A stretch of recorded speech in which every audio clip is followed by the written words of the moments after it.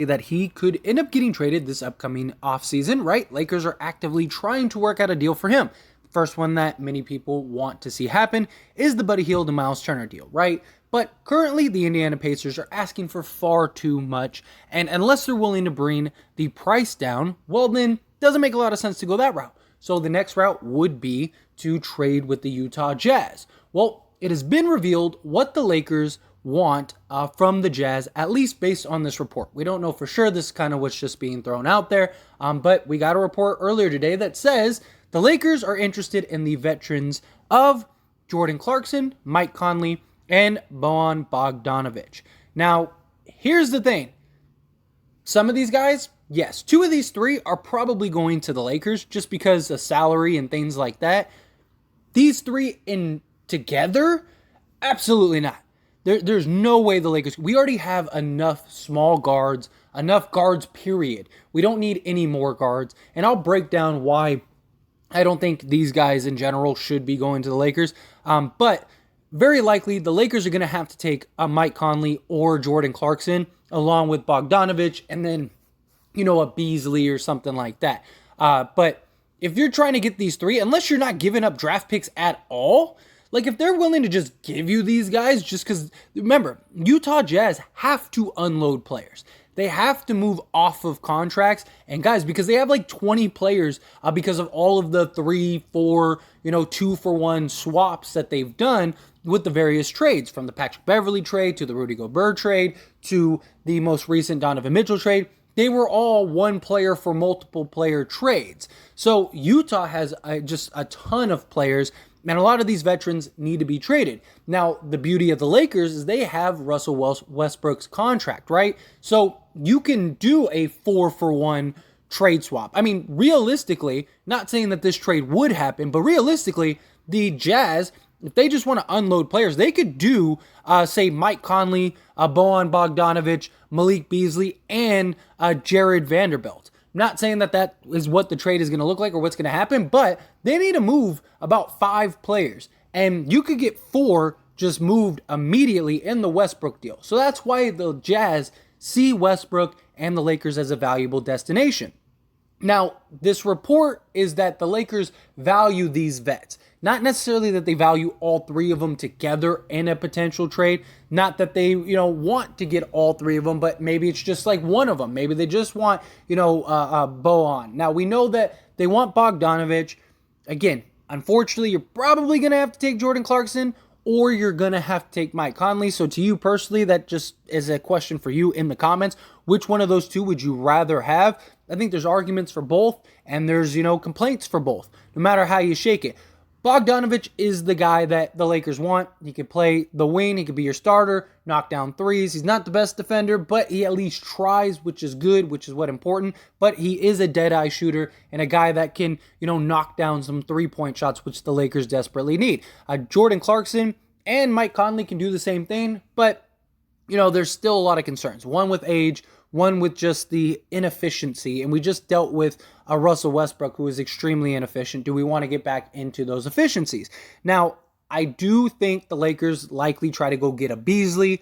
I do think it's probably going to look something like Bogdanovic, Beasley, and Jordan Clarkson. I think that those are the 3 that most realistically will end up being a part of the deal, depending on the draft picks. Maybe you take on Mike Conley, and if you can keep the picks or keep a first-round pick. I do think, and I know a lot of people look at it as like, why would the Lakers give up picks when Jazz have to unload people? I mean, they're doing us a huge favor too. It's a mutual thing. You get a pick for the service, but we're not giving you a treasure trove like you would somebody else. We're for the convenience of what Westbrook provides you. You get 1 first. But in good faith and just good trading, you're going to have to give up a first. But if you didn't have to give up any firsts and you could get these 3, do you consider it?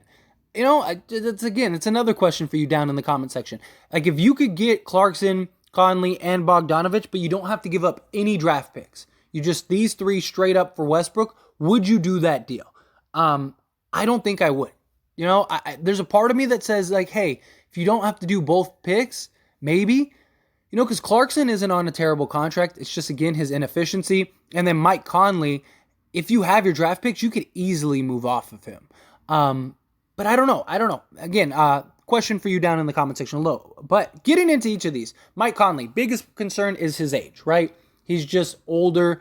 He's not the grit and grind Memphis Grizzlies Mike Conley anymore. If we were getting that Mike Conley, sign me up. Give me a heavy dose of him. He's still solid. A lot of people talk about, the playoffs, like he averaged 9 points. That wasn't his role with the Jazz. His role with the Jazz wasn't to put up 30. It was to be the facilitator, be the point guard, play some defense, make the smart veteran plays. And he did that. He did that for the most part. I just don't think he is a starting caliber point guard anymore in this league. And I think he is extremely overpaid. If he had like 1 year on his deal, maybe. But you have 2 years of him at like $22, $23 million. I don't think that that's a good deal for the Lakers to take on Conley. I think he would be great as a backup. Like him in our backup point guard position would be fantastic because he could be that vet. He's going to be able to lead that offense, lead around shooters, kind of run the point for, little 10, 15-minute stretches throughout the game. I'm all for that. That is fine. I just look at his contract, his age, things like that. And look, the Lakers do need vets. And I know a lot of people, they look at it and they go, well, Lakers shouldn't be trying to get anybody over the age of 32, this, that, and the other. Young teams don't win in this league. All teams that have won championships and that win championships have veterans, and a lot of them veterans mixed with, young talent. Right now, the Lakers have all the young talent. They need a veteran or two. A guy like Mike Conley is going to come in. He's going to be a locker room guy. He's going to be a culture guy. He's going to be able to play multiple roles. He can play on the ball. He can play off the ball. He can run your offense for you, fill in spots. He was solid for Utah for what they asked him to do. He just is just heavily paid and just getting up there in age. But I don't know. He might be better. He might be a better option than Jordan Clarkson. And I know other people might look at that otherwise, but here's the thing. Jordan Clarkson, great talent. Young. I've always been a fan of Jordan Clarkson. When the Lakers drafted him, it was awesome. I loved him. He went to the Utah Jazz.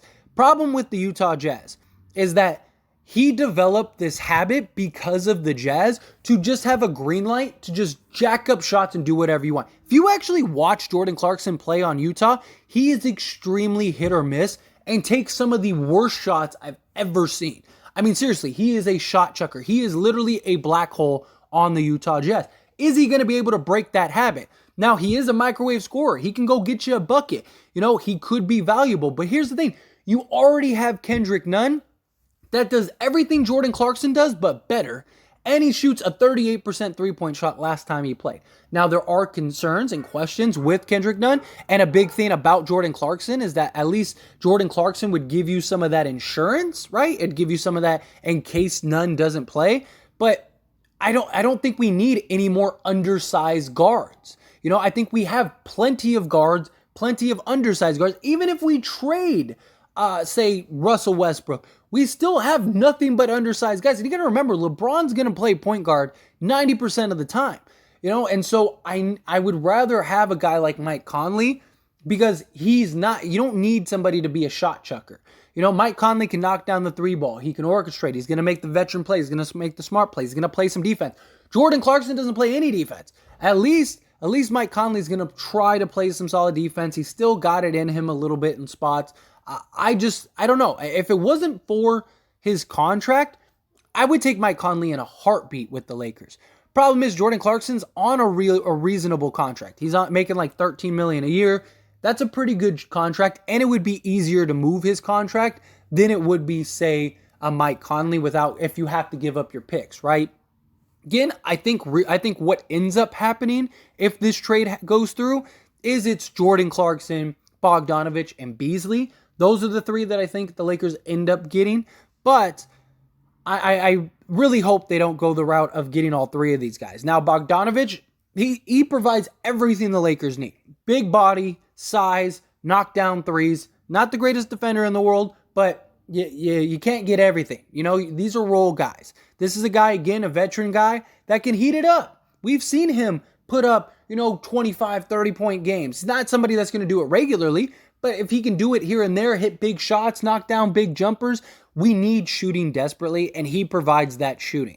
So if you can get somebody like him, start him, you can bring him off the bench, whatever. It gives you that depth. The beauty of the Jazz deal is it gives you depth. It gives you wing guys that you really need, that you desperately need. And so any wing player, period, that has some size that you can get, I think is a good deal for the Lakers. Now, I do still prefer the Buddy Hield and Miles Turner deal. Like, that's still my number one deal. But unless they're willing to drop the asking price, which maybe they are, because, now you have Utah, who absolutely needs to move off of guys, like they have to. So, because they have to move off of guys, the Lakers are in a good position to say, hey, if you don't want to do this, we'll just go to Utah and you can keep the guys that you got and then figure it out. Nobody's banging on the door to try to give you assets for Buddy Hield and Miles Turner. Take an unprotected first-round pick, give us what we want, and we're good. That's it. You're gone. Have a good day. If not, then fine. We'll just go do the Jazz deal. So maybe we see the Pacers kind of lighten up a little bit, but realistically, probably the Jazz deal is what's going to end up happening. And I think Bogdanovic, great pickup, solid pickup, a guy that can move. I have to note that the Phoenix Suns now want to acquire Bogdanovic. Here's the thing. I don't know how they're going to get him because, again, the Jazz, they can't do, 2-for-1. They can't do like a 1-for-1 swap because then they're in the same position. So, like, if you try to swap Crowder for Bogdanovic, like, yeah, you maybe get an asset, but you still got to move Crowder. So it's like, it doesn't make any sense unless the Suns can work out a deal to where they take, multiple guys from the Jazz, but then, like, who else is it? And that's a big thing, too. Also, I made a video about it, but I just want to clarify in this video, too, for those that don't know. If you want more details and information, link in the description. But the Lakers can't do this deal, technically, if they were to get Beasley and or Jared Vanderbilt, if they ended up getting either of them or just, say, Beasley, they can't do the deals till September 6th. So that might be why we haven't heard anything in regards to the deal, but it's just something to keep in mind. Nonetheless, those are my thoughts and opinions, and as always, I pass the question on to you. Let me know yours down in the comment section below. Lakers apparently want these three. I don't think they want all three together. I think it's kind of a combination. I think they want Bogdanovic and then one of either Jordan Clarkson or Mike Conley, and then, hopefully they can get Malik Beasley. Look, I think if you can end up with Jordan Clarkson, Malik Beasley, and Bogdanovic, that's a great position to be in. If you can get Vanderbilt too, to me that's a home run. If you get Vanderbilt, Clarkson, Bogdanovic, and Beasley, let's do that. Now, I'll ask another question for you down in the comment section below, is would you take on Mike Conley if you could get Beasley and Vanderbilt? Like, if they came to you, because the money works. You might have to include winning Gabriel, but the money works. So if the Jazz say, hey, tell you what, we'll give you Vanderbilt, but you need to take Mike Conley. We'll give you Beasley, Bogdanovic, Vanderbilt, and Mike Conley. Would you do that deal? I would. Because I think Vanderbilt, you got another 6'9" guy that can play multiple positions. That's high energy. He's not the best free throw shooter, not the best three-point shooter, but he's young. He can grow. He can get better. And he's going to be that high energy guy. Can play multiple positions. You can go small with him if you want to go small with them.